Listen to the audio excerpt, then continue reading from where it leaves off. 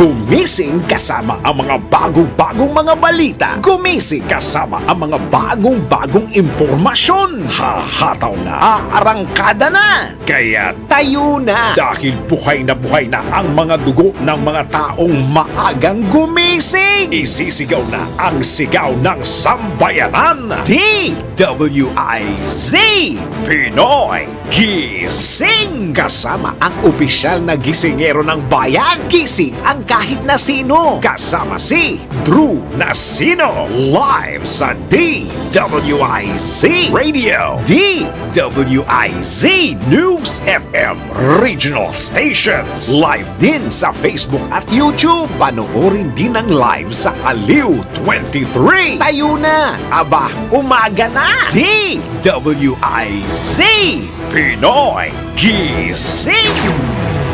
Pinoy Gising. Good morning! Magandang umaga po ng Huwebes sa inyong lahat mga kaibigan.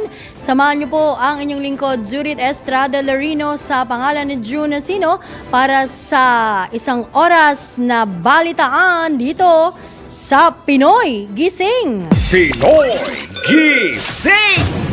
Inat-inat muna tayo, inat-inat. Yung mga iba ay baka nag-alarm na ho ang inyong mga orasan dyan. Nako, ang inyong mga cellphone, bangon-bangon na.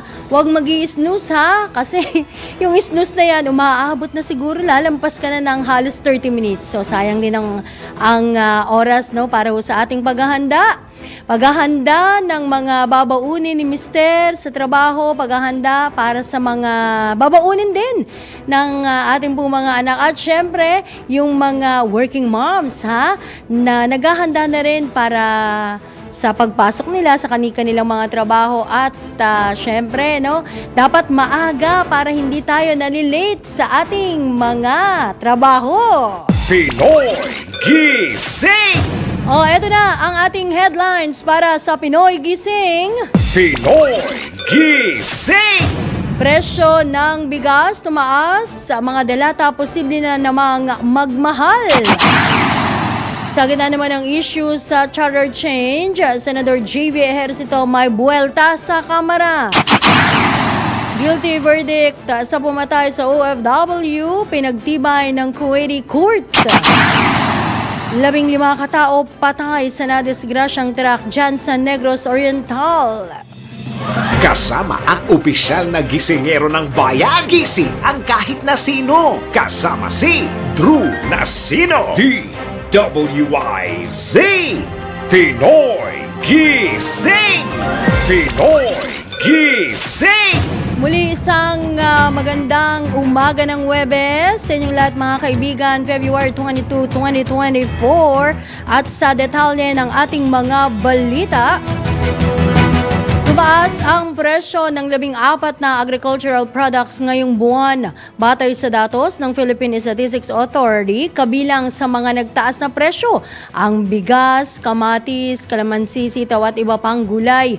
Nasa 56 pesos at 21 centavos kada kilo ang presyo ngayon ng well-milled rice ngayong buwan ng Pebrero kumpara sa 55 pesos at 42 centavos na kada kilo nito noong Enero.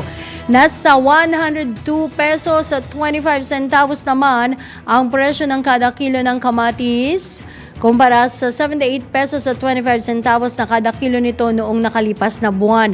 Paliwanag ng Department of Agriculture, ito ay dahil sa panahon at bagamat may El Nino, naapektuhan ito ng mga pag-ulan sa mga lugar sa Southern Tagalog at pagbabawas ng pagtatanim ng kamatis.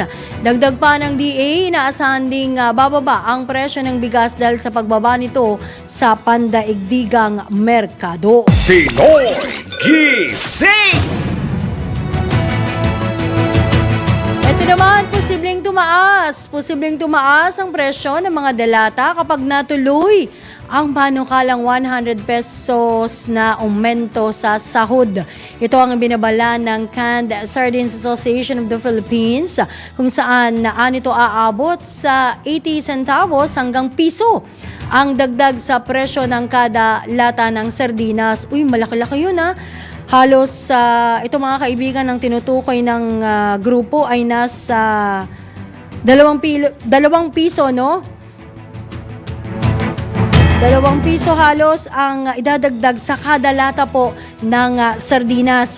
Maliwanag po nitong si CSAP Executive Director Francisco Bombit Bencamino. Ito'y dahil tataas din ang gastos nila sa packaging, gasolina at distribusyon o pamamahagi. Kaugnay nito, ayon naman sa Philippine Association of Meat Processors Incorporated, layoff o pagtanggal sa trabaho. Naku, nakakatakot naman ito. Bawas operasyon at pagmahal ng presyo ng canned meat nga ang epekto ng wage hike. Dagdag pa ni PAMPI President Feliz Boy Ikinhoy, magiging vicious cycle ito o paulit-ulit na lamang dahil kahit na magkaroon ng 100 peso legislated wage hike, ang mga empleyado magtataas din patuloy ang mga bilihin. Pinoy Gising!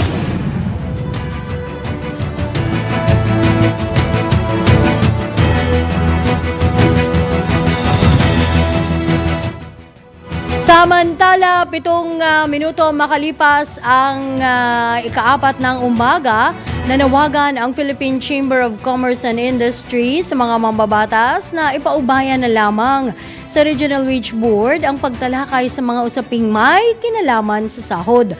Ayon kay PCCI President Nina Mangio, 5 milyong manggagawa lamang ang makikinabang oras na maaprubahan ang 100 pisong dagdag aumento kumpara sa 47 milyong nasa informal sector. Pagbibigay din pa ni Mangio, sa halip na dagdagan ng 100 piso ang sahod na hindi pa rin naman anya sasapat sa pagtaas ng mga bilihin, bakit hindi na lamang daw bumuo ng mga hakbang na tutugon sa pagtaas ng presyo ng mga bilihin at serbisyo. Bago pa rito ay nagbabala na rin si Labor Secretary Benvenido Laguesma na ang 100 peso wage o legislated wage hike ay maaari lamang magdulot ng inflation o pagtaas ng o pagsirit din ng inflation. Kapareho ito ng kinababahala naman ng ECOP o Employers Confederation of the Philippines na sa pagtaas ng minimum wage ay mapipilitan ang mga kumpanyang taasan ang presyo ng produkto at serbisyo o kaya naman ay magbawas ng tao o empleyado. Pinoy Gising!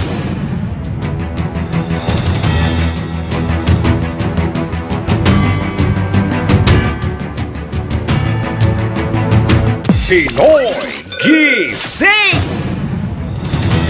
Usapin pa rin po ng dagdag sahod o partikular itong 100 peso legislated wage hike. Inihirit naman ng pribadong sektor na gawing pautay-utay. Installment, pwede rin siguro, no? Ang panukalang 100 peso legislated wage increase. Binigyan din ni Go Negosyo founder at private sector lead for jobs, Joey Concepcion, na hindi kakayanin ng mga negosyante ang biglaang pagtaas ng sahod ng mga manggagawa. Dahil dito iminangkay ng opisyal na kung maaari ay unti-unting ipatupad upang hindi mabigla ang mga negosyante. Bagamat kaya naman ito anya ng mga malalaking kumpanya at korporasyon, nag-aalala lamang siya sa mga maliliit na negosyante na bumubuo ng karamihan sa negosyo sa bansa. Gihit pa ni Concepcion na kahit sa mga nakalipas na 3 administrasyon ay walang nagbigay ng buong 100 piso na dagdag sahod para sa mga manggagawa. Pinoy Gising!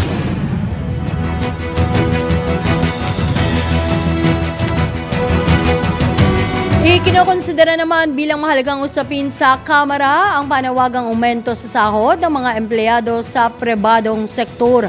Ayon kay Marikina Representative Estela Kimbo, pag-aaralang mabuti ng Kamara ang epekto ng taas sahod sa mga manggagawa at negosyo. Dagdag pa ni Congresswoman Kimbo, kung sa Metro Manila ipatutupad ang 100 pesos na aumento sa sahod na inaprubahan ng Senado, kulang ito habang magiging mabigat na pasanin sa mga maliliit na negosyo sa mga probinsya ang nabanggit na panukala. Gihit pa ng kongresista, marami dapat i-consider sa oras na tumaas ang sahod, tulad ng posibilidad na pagtaas din ng kontribusyon sa Social Security System o SSS, ngayon din sa PhilHealth o Philippine Health Insurance Corporation. Kaya mahalagang mapakinggan ang opinyon ng mga economic managers hinggil dito. Pinoy Gising!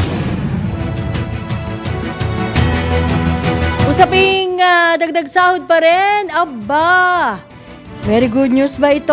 Oo nga naman, makakatanggap po ng 20 pisong dagdag sahod ang mga minimum wage earners sa agriculture at non-agriculture sector sa Bangsamoro Autonomous Region in Muslim Mindanao. Simula o epektibo po yan sa Pebrero 28.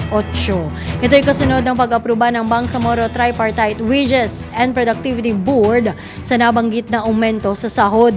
Kabilang ang mga empleyado sa industrial, manufacturing, construction, commercial, minahan at paaralan sa magbebenepisyo sa 20 pisong dagdag sahod. Mayroon na ding kaparehong wage increase ang mga nagtatrabaho sa plantasyon, non-plantation at retail sa sektor ng agrikultura. Pinoy Gising! Samantala, tiniyak ni Senate President Juan Miguel Zubiri na determinado ang Senado na makabuo ng pinakamahusay na amendment o amyenda sa ilang economic provisions ng saligang batas. Ginawa ni SP Zubiri ang pahayag matapos sabihin ng Pangulong Ferdinand Bongbong Marcos Jr. na dapat manguna ang Senado sa pagsusulong ng economic charter change. Ayon kay Senador Zubiri, maayos na isinasagawa ng Senado ang pagrepaso sa tinaguriang economic chacha. Git naman ni Senador JV Ercito, wala sanang naging bangayan. Nako, eto na naman. Ang Senado at Kamara kung nasunod ang napag-usapan sa palasyo na ang Senado na ang mangunguna sa pagsusulong ng pag-amyenda sa saligang batas. Dagdag pa ni Senador JV, hindi tumalima ang Kamara sa napagkasundaan, sa halip ay isinusulong pa rin anya ang People's Initiative. Pinoy Gising! Hindi naman sinusuportahan ng ilang senador ang resolution of both houses number 7 na inihain sa Kamara na nag-aamyenda sa tatlong economic provisions ng konstitusyon. Ayon kay Senador Jinggoy Estrada, hindi niya sinusuportahan ang RBH 7 ng Kamara dahil nakasaad na kailangang magbotohan. Ito yung kanilang lagi pong pinagtatalunan, Kailangang magbotohan jointly ang dalawang kapulungan ng Kongreso. Kailangan anyang hiwalay ang botohan ng Senado at Kamara dahil wala ring saysay ang diwa ng bicameralism kung ipatutupad ang voting separately. Binigyan din pa ng Senador na kailangang sumunod ng Kamara sa direktibang ibinigay ni Pangulong Ferdinand Bongbong Marcos Jr. kung saan muli nitong ibinigay sa Senado ang tiwalang manguna sa pag-amyenda sa saligang batas. Pinoy Gising! Sa iba pang balita, 14 na minuto makalipas sa ika-4 ng umaga, ikinatuwa ng Department of Migrant Workers ang pagpapatibay ng appeals court ng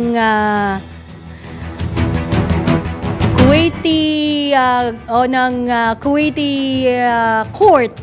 Appeals Court ng Kuwait ng kaugnay dito sa guilty verdict sa pagpatay sa overseas Filipino worker na si Chulibi Ranada. Kinalugod din ni Migrant Workers Undersecretary Hans Leo Kakdak ang pagsentensya ng 16 na taong pagkakakulong sa kumitil sa buhay ni Ranara. Kaugnay nito ay pinag-utos na ni Undersecretary Kakdak sa Migrant Workers Office sa Kuwait na makapagtulungan sa kanilang legal counsel sa paghahain ng civil damages sa ama ng 17 taong gulang na pumatay sa nabanggit na OFW. Matatandaang January 2023 na paulat na ginahasa at nabuntis si Ranada nang pumaslang sa kanya at natagpuan ang sunog na labi nito ng naturang OFW sa bahagi po ng disyerto. Pinoy Gising!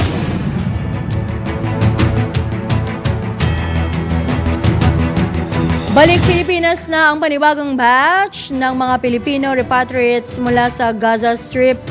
Ito sa gitna ng bakbakan ng Israeli Defense Forces at Palestinian militant group na Hamas. Personal na sinalubong ni Foreign Affairs Undersecretary for Migrant Affairs Workers o Migrant Workers Eduardo De Vega ang 14 na Pilipinong dumating sa bansa. Dahil dito, ang madring Pilipino na lamang ang natitira sa Gaza Strip matapos itong magpasyang manatili sa naturang lugar. Pinoy Gising!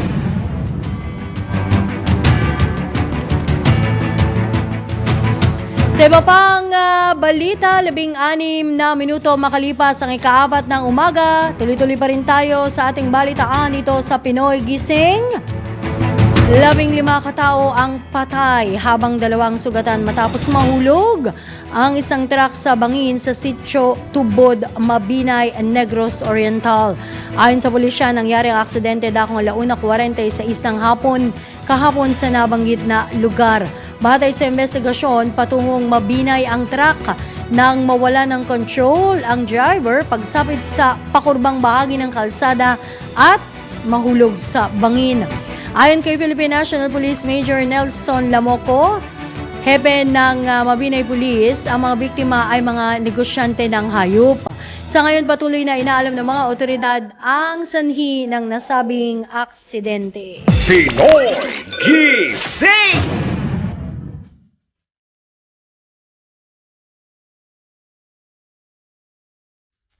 Pinoy Gising!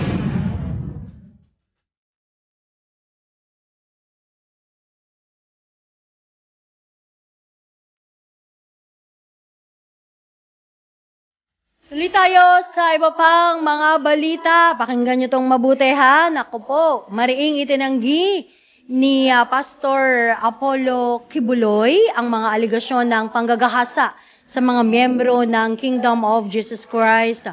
Gid ni Pastor Kibuloy, pinag-aagawan siya ng mga babae matapos ng siyang payamanin ng Diyos dahil akala nila ay wala daw siyang karelasyon. Binigyan din pa ng Kingdom of Jesus Christ founder na binabaliktad siya ng mga nag-aakusa sa kanya. Inahalintulad ito ni Kibuloy sa Potiphar sa wife syndrome o may kaugnayan sa kwento sa Biblia ukol sa asawa ni Potiphar na nag-akusa kay Propetang Joseph ng tangkang panggagahasa bilang ganti sa hindi nito pagpatol sa panunukso. Ngayon, inaakusahan ako ng napakaraming babae. Ito po ang kasalanan ko. Pinayaman ako ng Panginoon Diyos, akala nila sa akin. Single ako, kaya pinag-aagawan ako. Pagkatapos na ako ay maghihindi, mapapahiya, ibabaligtad nila sa akin. Yan ang tinatawag kong Potiphar's Wife Syndrome. Yan po ang tinig ni Pastor Apollo Kibuloy. Siya pong founder ng Kingdom of Jesus Christ. Pinoy Gising! Inamin naman itong si Kingdom of Jesus Christ founder Pastor Apollo Kibuloy na siya ay nagtatago dahil sa tangkang anyay pagpatay sa kanya. Ayon dito kay Kibuloy, inakusahan nito ang Amerika na nais ng siyang i-eliminate sa pamamagitan ng rendisyon. Nakarating anya sa kanya ang mga report na sinasabing kasabwat ng pamahalaan ng Pilipinas ang US para siya daw ay targetin. Dagdag pa ng religious leader na kumikilos na ang mga ahensya ng Amerika o sa Amerika gaya ng Central Intelligence Agency gayon din ng Federal Bureau of Investigation upang magsagawa ng rendisyon laban sa kanya sa halip na extradition.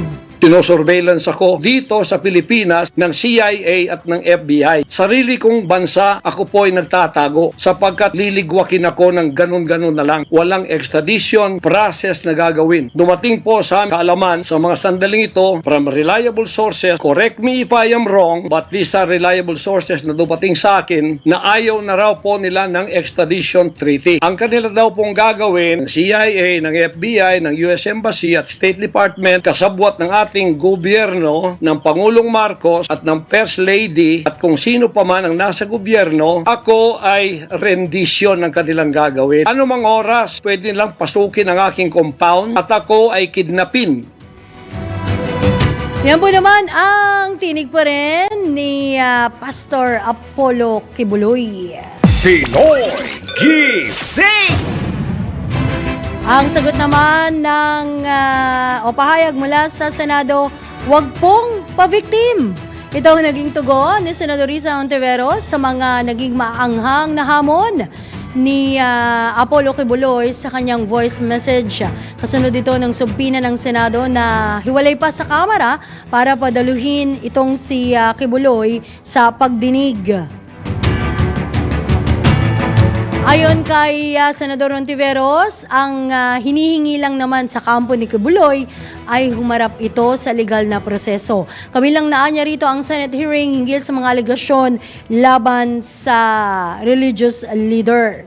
Git pa ni Senador Hontiveros, hindi na dapat pang padaanin pa sa lengguwahe ng patayan, quote-unquote daw yan kahit na ito na ang anyay nakasanayan ni Kibuloy. Pinoy Gising!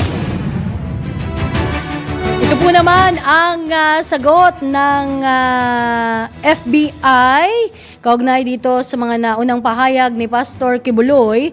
Marin ngang itinanggi ng Federal Bureau of Investigation na naglaan sila ng $2 million bilang pabuya para ipaaresto itong si Kingdom of Jesus Christ founder Pastor Apollo Kibuloy.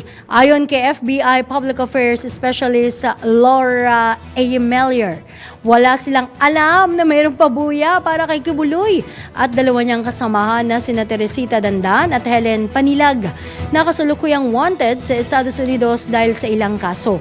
Magunitang inireschedule ang pagdinig ng Los Angeles Court sa mga kaso ng conspiracy to engage in sex trafficking by force, fraud, at coercion, sex trafficking ng mga bata, conspiracy at bulk cash smuggling laban dito kay Kibuloy at kanyang mga kasabwat. Pinoy Gising!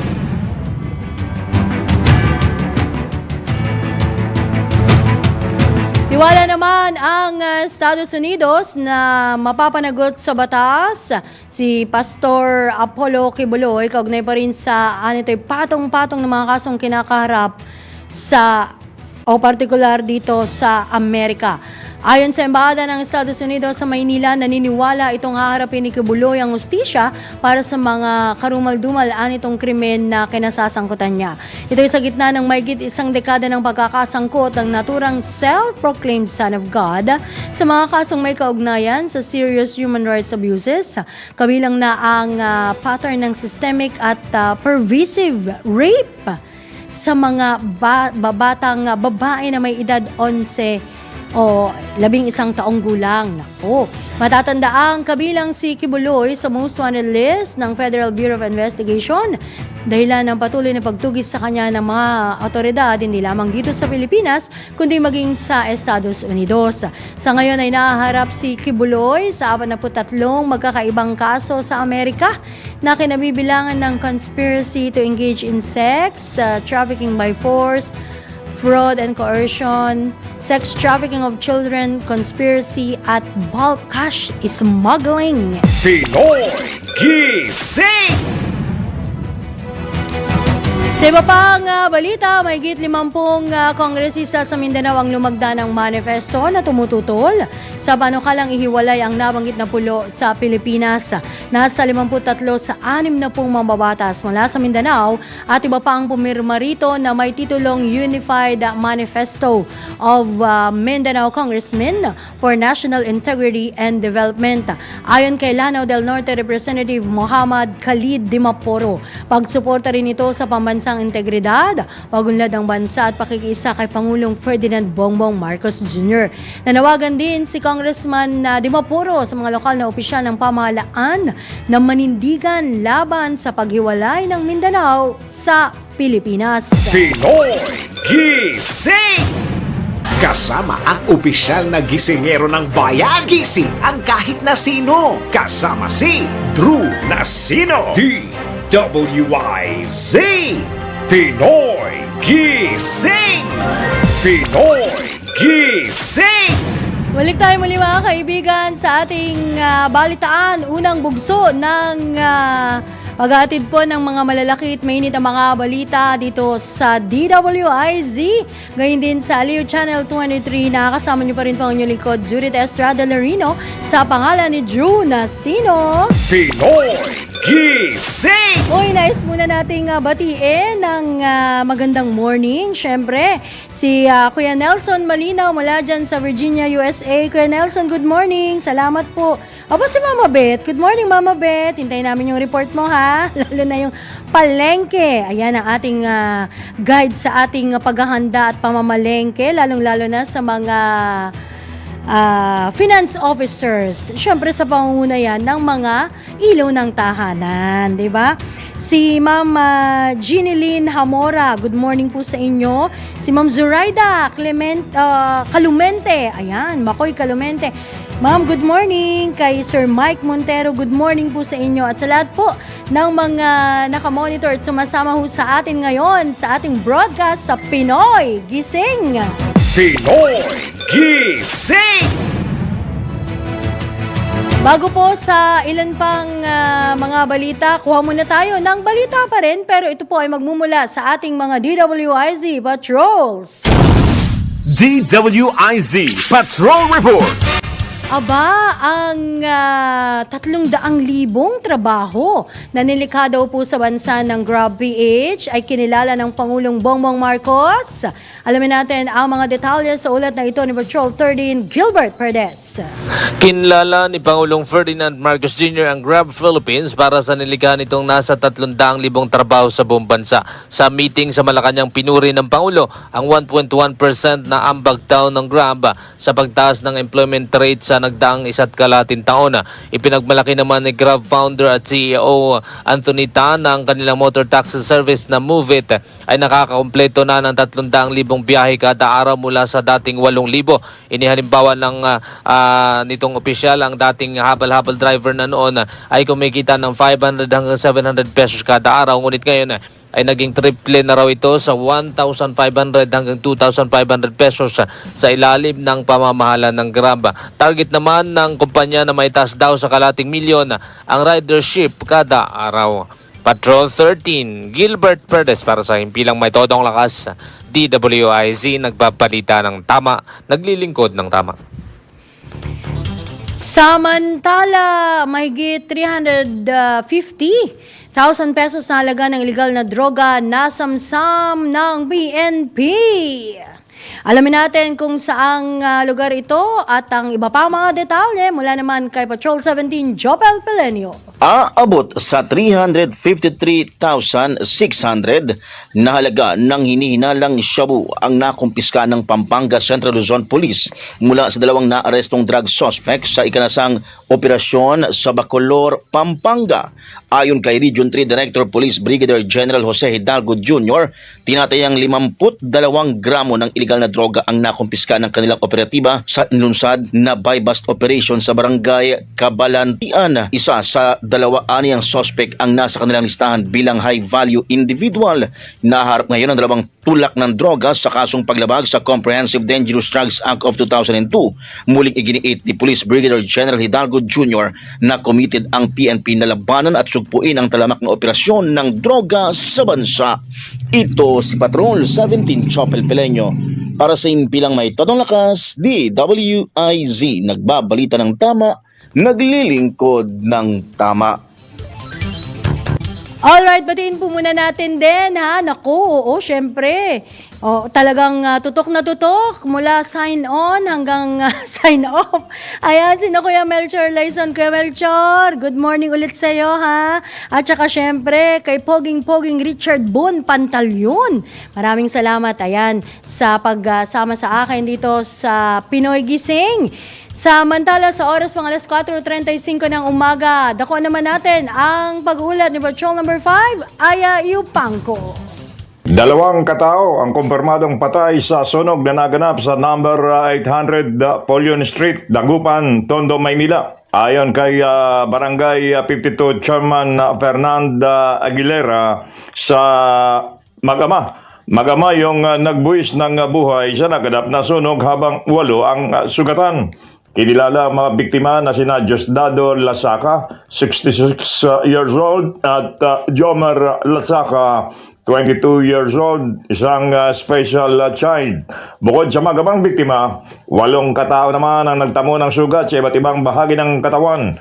Umabot sa ikalawang alarma ang sunog na tumupok sa 30 bahay, 100 pamilya ang nawalan ng tahanan. Nasa 1.5 million ang halaga ng mga ari-ariang nasunog dahil gawa sa light materials at magkakadikit ang bahay. Mabilis na kumalat ng apoy. Nagsimula ang sunog kaninang 1:29 ng hapon at naideklarang fire under control ng 2:45 ng hapon. Ito is Patrol number 5. Ayayupan ko para sa impirma ito ng lakas. DWIC. Nagbabalita ng tama, naglilingkod ng tama.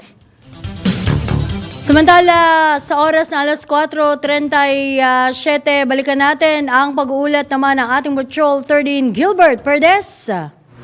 Ipinagmalaki ng pamahalaan na hindi lang kita kundi mas de kalidad ng serbisyo ang benepisyo makukuha ng gobyerno sa pagsasapribado ng NAIA o Ninoy Aquino International Airport. Sa bagong Pilipinas ngayon, sinabi ni DOTI Yusek Timothy John Batana na maglalaan ang bagong operator ng NAIA ng 100 billion pesos na puhunan para rito, kasama na ang pagpapalawak ng paliparan upang mas maraming pasahero ang makakadaan o ma-accommodate dito. Bago pa man ng pandemya noong 2019, halos 50 milyong pasahero na ang dumadaan sa NAIA kada taon, kahit na ang orihinal na kapasidad nito ay nasa 35 milyong tao lamang. Kaya inaasahan ni Batan na sa loob ng 25 taon makakakolekta ang gobyerno ng 900 billion pesos mula sa bagong operator ng NAIA.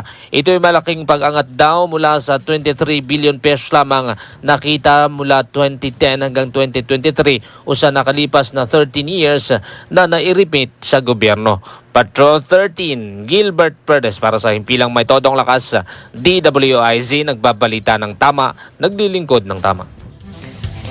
Sa iba pang balita, mga itinagong armas ng NPA na diskubre ng mga otoridad dyan sa Negros Occidental. Alamin natin ang mga detalye sa ulat na ito ni Patrol 17, Jopel Pelenio. Natunton ng militar at ng pulisya ang nakatago at nakaimbak na armas ng NPA sa sitio Makilo, Barangay Kamansi, Kabangkalan City, Negros Occidental. Kasunod ito ng impormasyon na natanggap ng mga otoridad mula sa isang informante na nagturo sa lokasyon nito. Dahil dito, agad na ginalugad ng pwersa ng 47th Infantry Battalion, 15th Infantry Battalion at 604th Mobile Company ng Regional Mobile Force Battalion o RMFB 6 ang lokasyon na nagresulta sa pagkaka-recover sa mga armas, medical supplies, ang mga improvised explosive device at iba't ibang dokumento. Pinasalamatan naman ni 47th IB Commanding Officer Lieutenant Colonel Magno Mapalad ang mga local residents sa pakikipagtulungan sa pamahalaan upang mawakasan ang terorismo sa kanilang lugar. Ito si Patrol 17, Chopel Pelenyo para sa himpilang may todong lakas. DWIZ, nagbabalita ng tama, naglilingkod ng tama. Kapag may bagong balita, naka-on air agad-agad. DWIZ Patrol Report. Sa oras namang alas 4:40 ng umaga, kuha naman tayo ng mga report atid sa atin ng Metro Patrollers. Metro Patrol Reports. Mega Job Fair. Uy, mega, malakalaki ito ha. Ngayong araw na ito sa Caloocan, inaasahang dudumugin ng mga aplikante. Alamin natin ang mga detalye sa ulat ni Mama Beth Samson. Mama Beth, good morning! Good morning, Miss Juday. Inaanyayahan ng pamahalang Caloocan ang mga nagnanais magkaroon ng trabaho ngayong araw, February 22, sa isang mega job fair mula alas 8 ng umaga hanggang mamayang alas 4 ng hapon. Nasa mahigit 8,000 bakanting trabaho ang naghihintay sa mga mapapalad na matatanggap na gaganapin sa Caloocan City Sports Complex, North Caloocan. Ayon kay City Mayor Dale Gonzalo Along Malapitan, sinikap ng pamahalang lungsod na makapag-ugnayan sa 68 kumpanya at isang overseas employment na lalahok sa mega job fair na maraming posisyon ang bukas para sa kanilang pangangailangan. Pinapayuhan ang mga aplikante na magdala ng maraming resume upang maisimite na aakma sa kanilang a-applyang mga trabaho. Ang mega job fair ay bahagi pa din ng ika-62 foundation anniversary ng lungsod ng Caloocan. Ako, si Metro Patrol Beth Samson para sa Himpilang May Todong Lakas, DWIZ. Nagbabalita ng tama, naglilingkod ng tama. Pinoy Gising! Gusto ko sanang tanungin si Mama Beth, hindi lang tayo na rinig masyado siguro ni Mama Beth, no? Yung mga partikular na mga trabaho, di ba? Para yung ibang may skills na, magkaroon na rin ng idea yung ating mga kababayan. Although maganda rin naman talaga na sumuong ka doon, ano? Malay natin, di ba? May awa po ang Diyos, no? Mabigyan ho ng... Ay, Mama Beth, nandiyan ka Yes. ba? Oo, Mama Beth, ano ba Yes, yung I'm still here. I'm still here, Ma'am Juday. Wow, thank Yan you po. so much, ha. Mama Beth, anong mga trabaho ba? Ilan sa mga trabaho dyan yung nabanggit ba? Para yung mga kababayan natin, sabi ko nga kanina, no, pwede silang, yung may mga skill na agad na alam nila na, ay, kaya ko to. Sa awa ng Diyos. Di pwede Apo. nang sumabak agad, di ba, Mama Beth? Actually, lahat ng klase ng trabaho andon.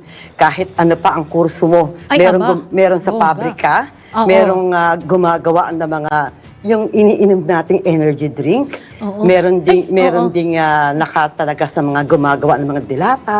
Oo. Iba't ibang klase Marami ng Juday. kasing pabrika dyan, Mama Beth, ano, sa lungsod ng Caloocan. Yes, North and South Caloocan, napakaraming trabaho. Yes. Pero ang job fair ay magaganap, Ma'am Juday, sa North Caloocan. North sa malapit Caloocan sa May pa lang Bagumbong. yan. Oo. Opo, North Caloocan. Pero, siyempre, priority pa rin ang mga tagalungsod. Pero pag talaga may mga bakante, tatanggap pa rin sila mula sa ibang lugar. Kahit hindi residente ng Caloocan. Aba, very Opo. good yan si Mayor, Yes.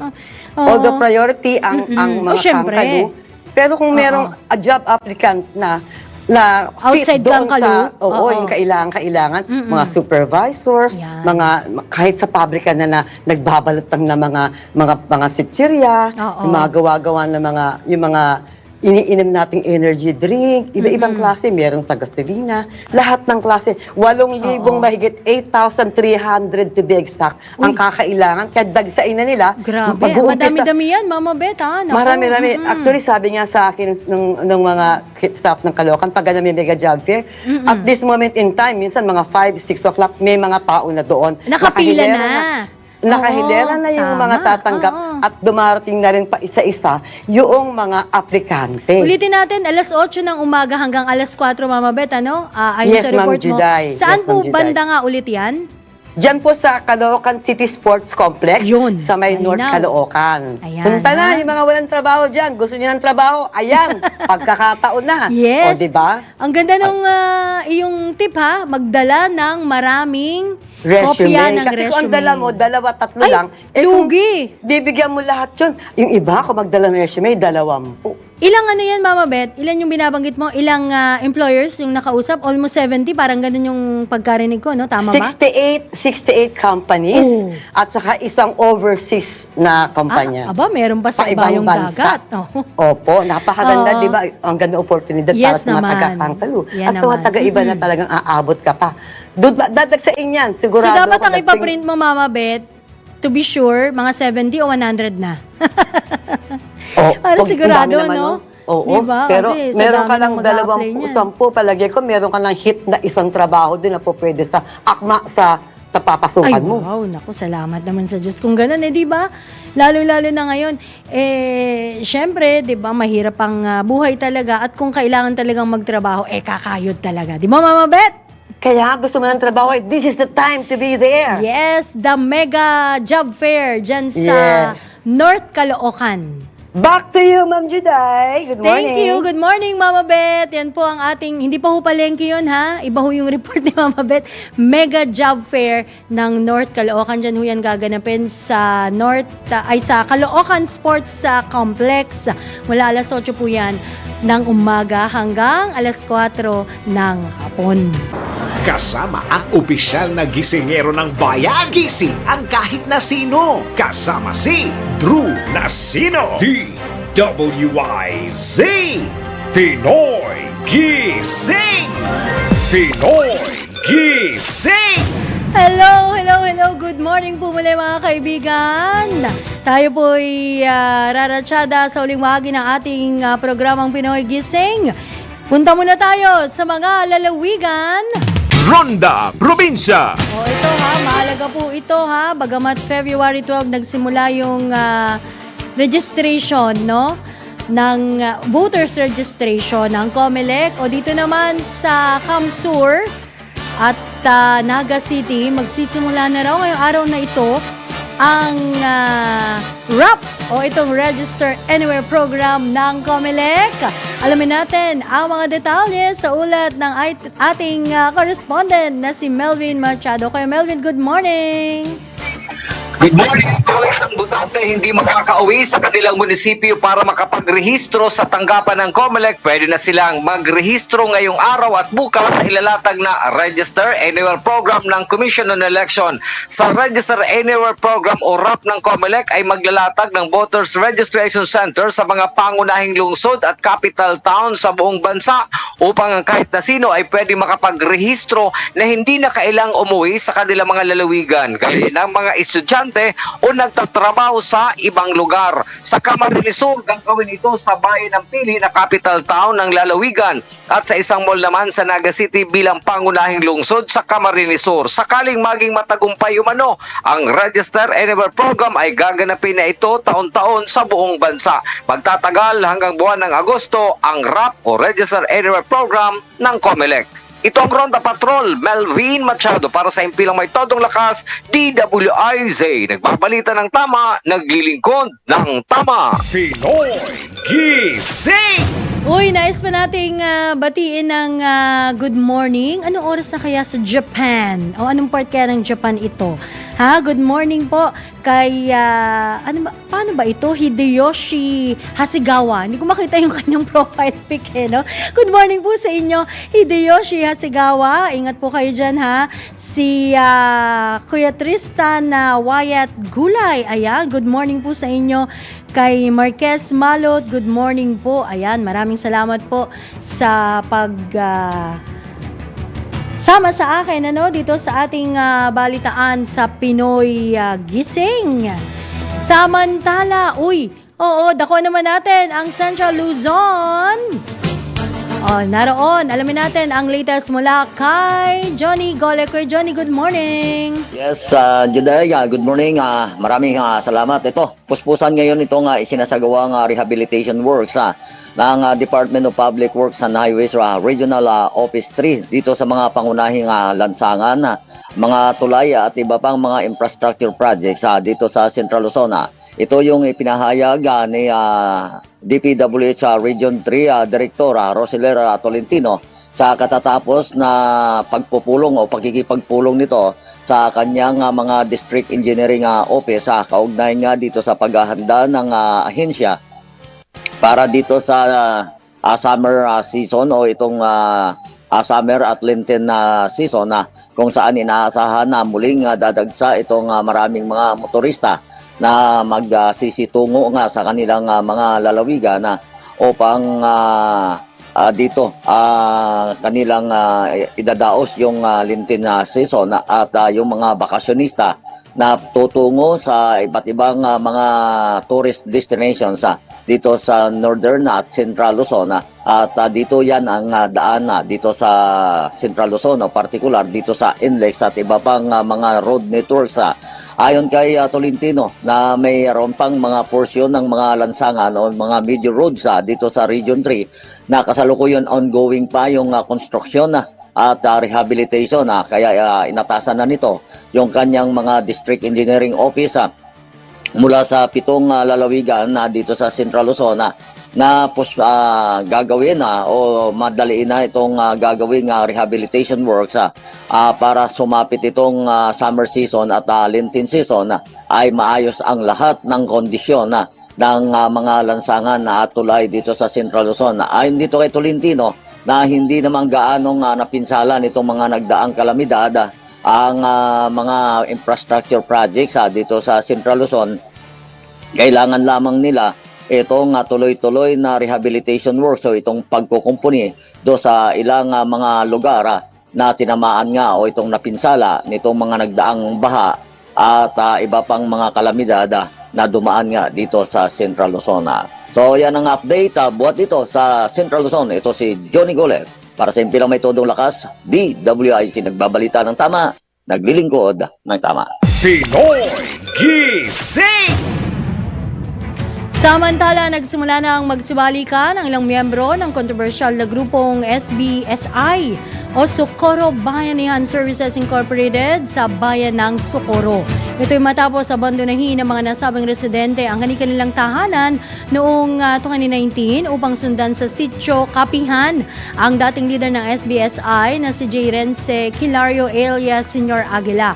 Ayon kay Jomar Cordita, kagawad sa Barangay Sudlon, nagsimulang magsibalikan o magbabaan sa sitio mula sa Sitio Kapihan ang ilang miyembro ng SBSI mula nang makulong itong si Sr. Aguila. Gayunman, may ilan pa ring mga miyembro nito na gustuin mang makaalis sa sitio ay wala naman nang mauuwi ang bahay dahil naibenta na sa iba. Nabatid na 400 pamilya ang bumaba na mula sa Sitio Kapihan. Samantala, tiniyak naman ng lokal na pamahalaan ng Socorro na hindi pa babayaan ang mga residenteng nananatili sa bundok sa pamamagitan ng pagbibigay ng libreng serbisyong medikal. Pinoy Gising! Alright, balikan natin ang sitwasyon sa mga lalawigan. Ronda Probinsya! Isang suspect arestado dyan sa Cagayan. Naku, ano namang kaso niyan? Ronald Idol Domingo, good morning. Yes, good morning Ma'am Judith. Arestado ang isang lalaki dahil sa pagpuputol ng kahoy na walang kaukulang dokumento sa barangay Nabakayan, Gataran, Cagayan. Ayon sa initial na investigasyon, nagsagawa ng operasyon ang Gataran Police Station dahil sa tanggap nila na ulat na may nangyaring pagpuputol sa lugar na nabanggit nadatnan ang mga operatiba ang aktong pagpuputol ng kahoy ni alias Peter, 62 years old, residente ng barangay Kalawagan, Gataran, Cagayan, walang umanong may pakitang legal na dokumento dahilan ng kanyang pagkahuli. Ang mga nakumpiskang ebidensya ay ang isang unit ng chainsaw, isang bilog na kahoy na nara, 4 na piraso ng press cut saw lumbers ng parehong yuri ng kahoy na may kabuang 168.9 board feet na may tinatayang halaga na 12,667 pesos. Sa ngayon, ang suspect ay nasa pansamantalang kustodya ng PNP Gataran at sasampahan ng kasong may paglabag sa PD 705 o illegal logging at Republic Act 9175 Chainsaw Act of 2002. Na-request na rin ang opisina ng DNR Centro Apari sa final scanning ng mga nasamsam na ebidensya. Ito ang Ronda Patrol, Ronald Idol Domingo, nag-uulat para Impilang May Todong Lakas, DWIC, nagbabalita ng tama, naglilingkod ng tama. Pinoy Gising! At bago tayo tuloy ang magtapos sa ating programang Pinoy Gising ngayong araw ng Huwebes, February 22, 2024, aba, eto na, alam ko inaabangan nyo to eto na ang ating patama quote. Ang edukasyon ang pinakamakapangyarihang sandata na magagamit mo para baguhin ang mundo. Ayan. Sa ganang akin naman po, ako ay super agree sa nasabing quote natin. Gayunman, para sa akin pa rin po, ang edukasyong tinutukoy dito ay hindi lamang yung kursong natapos natin, o yung ating nakuhang mga impormasyon at kung ano pa mang mga kaalaman na o sa 4 na sulok ng ating silid-aralan, ika nga yung 4 corners, 4 walls ng classroom, kundi po yung mga karanasan po natin na nagpapatibay sa ating pagharap sa buhay araw-araw. Kaya naman, salamat po palagi sa Diyos. Sabihin niyo mga kaibigan, ng isang oras na ating balitaan dito po sa Pinoy Gising. Muli, sa pangalan ni June Nasino, ako pang inyong lingkod, Judith Estrada Larino, nagbabalita ng tama, naglilingkod ng tama.